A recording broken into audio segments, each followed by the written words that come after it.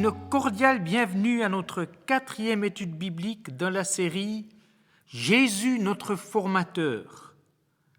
Nous lisons pas à pas les chapitres 4 et 5 de l'Évangile selon Marc et nous avons terminé la série de paraboles de Jésus. L'épisode qui suit pose la question « Qui est-il ce Jésus ?» Et il y a la question qui l'accompagne « Qui sommes-nous » C'est le titre de notre présente étude « Qui est-il ? Qui sommes-nous » C'est un épisode de transition. Jésus quitte la rive du lac où il a enseigné, en parabole, pour joindre l'autre rive où l'attend une personne avec un grand besoin, une détresse énorme. Entre deux, il faut traverser le lac appelé mer. Traverser, transition. Nous aussi, nous vivons des transitions à certains moments clés de nos existences. La naissance est une transition et pas des moindres. L'adolescence est une période de transition, anxiogène pour les ados comme pour leurs parents, et que chacune, chacun négocie aussi bien qu'il, elle, le peut. Un deuil est une transition. On quitte une relation qui nous est chère, qui nous a construits pour une traversée souvent sombre vers des rivages inconnus. Toutes les épreuves qui nous frappent durement sont des transitions. Elles nous forcent à traverser un entre-deux hostile dont nous ne connaissons pas l'aboutissement. Parce qu'on est dans la transition plus ou moins longtemps.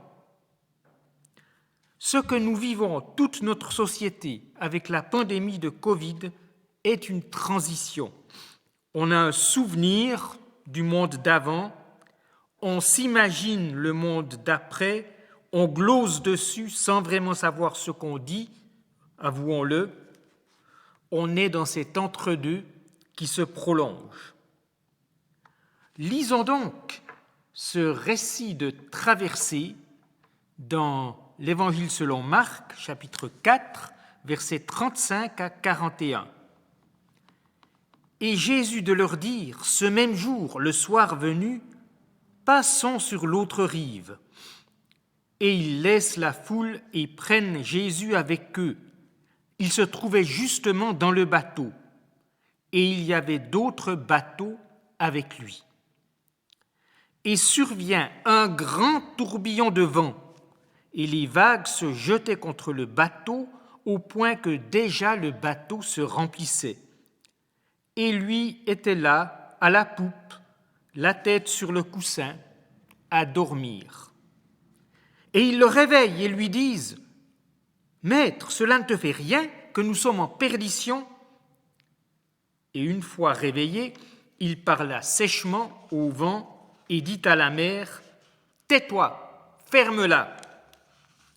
Et le vent s'apaisa et survint un grand calme. Et il leur dit « Pourquoi êtes-vous si peureux ? Vous n'avez pas encore de foi ?» Et ils furent saisis d'une grande peur, et ils se disaient entre eux « Qui est-il donc celui-ci que même le vent et la mer lui obéissent ?» Premier point, une histoire hallucinante. Ce n'est pas anodin que l'évangéliste appelle mer, ce lac de Galilée qui est à peu près de la taille du lac de Neuchâtel. Dans la Bible, la mer est par excellence un espace de transition entre deux terres fermes. L'être humain est fait pour la terre ferme, pas pour la mer. C'est un terrien, et cela d'autant plus pour le peuple d'Israël de l'Ancien Testament, peuple de paysans qui se méfiaient des navigateurs et des marchands, que ceux-ci soient des Philistins ou des Phéniciens. La mer représente donc une transition éminemment instable, pleine de dangers imprévisibles et incontrôlables, Pire que le désert, cet autre espace de transition. La mer est d'ailleurs bien souvent symbole des forces obscures qui mettent en péril l'humanité, forces obscures que seul Dieu sait dompter. C'est Jésus qui prend l'initiative de s'engager dans cet espace de tous les dangers. Passons sur l'autre rive. Mais aussitôt cela dit, Jésus se montre étrangement passif. Ce sont ses disciples qui prennent la direction des opérations. Ces disciples ne sont pas nommés comme tels dans le récit. C'est toujours « ils » pour les disciples. Mais le contexte précédent nous dit bien qu'il s'agit des disciples. Juste avant notre récit, l'évangéliste concluait toute la partie des paraboles en disant « Une fois à l'écart, il expliquait tout à ses disciples. » Ensuite, « ils », ce sont ses disciples. Les disciples, donc, laissent la foule et prennent Jésus avec eux. D'habitude, dans l'Évangile, c'est Jésus qui prend ses disciples avec lui. Pour une seule fois dans Marc, c'est l'inverse. Oui, bien sûr, Jésus était déjà à bord. Il se trouvait justement dans le bateau. Il s'agissait du bateau dans lequel il était monté pour enseigner les foules à distance. Au premier verset du chapitre, ça remonte assez haut. Et il se rassemble auprès de lui une foule si nombreuse qu'il monte s'asseoir dans un bateau sur la mer. Et toute la foule était face à la mer sur la terre. C'était donc naturel que Jésus étant déjà à bord, ce soit ses disciples qui le rejoignent. De plus, plusieurs d'entre eux étaient pêcheurs et savaient manœuvrer une barque. C'étaient des pros. Et pourtant, Jésus ne se fait plus seulement passif, mais carrément absent, ou c'est tout comme. Un peu plus loin, on nous dit « Et lui était à la poupe, la tête sur le coussin, à dormir. » Cela, l'évangéliste nous le précise seulement une fois qu'il a raconté l'arrivée de la terrible tempête. Cette tempête qui n'a pas empêché Jésus de dormir.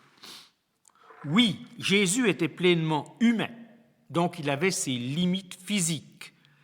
La journée avait été longue et ce n'était pas fini. Une autre situation requérant toute son énergie l'attendait de l'autre côté. Ce sera notre prochaine étude. Mais au-delà de la nécessité physique, l'attitude de Jésus interroge. Laisse-t-il délibérément ses disciples livrés à eux-mêmes? Car la tempête qui survient sans crier gare n'est pas n'importe quelle tempête. Et survient un grand tourbillon de vent. Elle est présentée comme un vent tournant, ouragan ou cyclone. Les disciples, complètement dépassés, réveillent Jésus en sursaut. Il ne nous est pas dit combien longtemps ils ont dû le secouer. « Maître, cela ne te fait rien, que nous sommes en perdition ?» Tiens, Jésus peut y faire quelque chose. Pourtant, ce n'est pas lui, le professionnel. Toujours est-il que ce maître qui s'est escamoté, qui s'est fait absent, gare au moment où il réapparaît. Les disciples ne seront pas les seuls surpris, aussi le vent et la mer. Et une fois réveillé, il parla sèchement au vent et dit à la mer « Tais-toi, ferme-la !» Et le vent s'apaisa et survint un grand calme. Comme si le vent et la mer étaient des personnes. En fait, Jésus leur parle exactement comme il parle aux démons, notamment dans le tout premier récit d'exorcisme dans Marc, au chapitre 1, au verset 25, et Jésus lui parla sèchement, donc au démon, « Ferme-la et sors de cet homme. » Si ce sont des puissances ennemies qui sont derrière ce terrifiant coup de vent, Toujours est-il qu'elles ont trouvé en Jésus leur maître. Mais nous reparlerons de cela plus loin. En attendant, voyons s'il n'y a pas des récits semblables dans l'Ancien Testament qui nous aideraient à comprendre celui-ci. Et ce sera notre deuxième point, d'une tempête à l'autre. Que Dieu est le maître des éléments et qu'il prend les humains au dépourvu en faisant lever un vent de tempête, cela revient quelquefois dans l'Ancien Testament, notamment dans une des strophes du psaume 107. Ce sont les versets 23 à 32. Vous pourrez le lire pour vous-même plus tard. C'est Dieu qui fait lever un vent de tempête dans ce psaume et c'est Dieu qui calme la tempête. Mais le parallèle le plus intéressant, c'est dans le livre de Jonas. Vous connaissez l'histoire de Jonas. L'histoire de la tempête, elle est dans le chapitre 1 du prophète Jonas. Dans Jonas, comme dans le psaume, c'est Dieu qui fait lever le vent de tempête. Mais ce qui frappe le plus quand on compare Jonas et notre récit de l'Évangile, c'est la manière dont les deux emploient l'adjectif « grand ». Dans le récit de Jonas, il est question d'un grand vent, d'une grande tempête. Et quand la tempête s'est calmée, ils furent saisis d'une grande crainte du Seigneur. Dans notre récit, survient un grand tourbillon de vent, survient un grand tourbillon de vent, puis survint un grand calme, et à la fin, ils furent saisis d'une grande peur ou crainte. Marc a encore ajouté le grand calme, sinon, comme dans Jonas, il y a la grande tempête et la grande crainte face à l'intervention de Dieu. Mais dans Jonas, il y a aussi quelqu'un qui dort et qu'on va réveiller. Vous voyez bien qui? Le prophète Jonas en personne. Jonas dort et se fait réveiller. Étonnamment, dans le récit de l'Évangile, c'est Jésus qui dort et se fait réveiller. La grande différence entre Jésus et Jonas, c'est que Jésus n'est pas en train de désobéir à Dieu. Et à la fin, Jésus joue le même rôle que Dieu le Seigneur dans Jonas. On a à peu près la même phrase, si on transpose de l'hébreu au grec du Nouveau Testament. Ils furent saisis d'une grande crainte, on peut dire grande crainte ou grande peur. Les marins dans Jonas, les disciples qui étaient aussi des marins dans Marc. Jésus qui commande au vent et à la mer, c'est Dieu le Créateur, selon ce qu'on sait depuis l'Ancien Testament, notamment Jonas. Ainsi, Jésus est à la fois Jonas à fond de cale, en train de dormir, et Dieu le Seigneur qui calme la tempête. Jésus est à la fois Jonas à fond de cale et Dieu le Seigneur qui calme la tempête. En voilà un mystère. Et ce sera notre troisième point. Double mystère. Troisième point, double mystère. Je parle de double mystère parce qu'une fois la tempête apaisée, le récit se termine par une double question. Une question de Jésus aux disciples et une question des disciples au sujet de Jésus. Commençons par la dernière, vu que nous étions justement en train de parler du mystère de Jésus, à la fois Jonas à fond de cale et Dieu créateur. Le tout dernier verset de notre récit, « Et ils furent saisis d'une grande peur, et ils se disaient entre eux, « Qui est-il donc celui-ci, que même le vent et la mer lui obéissent ?» Qui est-il? c'est la question qui parcourt tout l'Évangile selon Marc. Plus encore que l'ouragan déchaîné, c'est Jésus qui suscite la crainte des disciples. En effet, l'évangéliste n'emploie ce mot de crainte ou de peur. En fait, à la fois le verbe craindre et le substantif crainte dans l'original, il emploie ce mot, enfin le verbe et le substantif, que par rapport à Jésus à la toute fin du récit. Ne pensons pas que, pour nous, l'identité de Jésus soit une question dépassée. Avec le recul du temps, nous pouvons y donner, bien sûr, une réponse de catéchisme. Jésus est vrai Dieu et vrai homme. Il est donc le Créateur. Mais cela n'épuise pas le mystère. Cela ne fait que l'intensifier. Cela nous ramène au début du récit, avec une question lancinante. Jésus savait-il donc qu'il y aurait un ouragan avant de s'endormir? Savait-il ça? Est-il de connivence avec son Père céleste dans la survenue de cette crise? Après tout, dans l'Ancien Testament, donc dans le psaume 107 et dans Jonas chapitre 1, c'est toujours Dieu qui décide quand il y aura une tempête. Alors, pourquoi Jésus dort-il? Ou pourquoi Dieu dort-il? On pourrait le mettre comme ça parce que c'est la question pourquoi Dieu dort-il? C'est une question qui est posée dans l'Ancien Testament, au moins 2 fois dans les psaumes, au psaume 44 et au psaume 59. Nous ne savons pas pourquoi Dieu dort ou semble dormir, mais c'est notre expérience ou notre ressenti dans ce monde.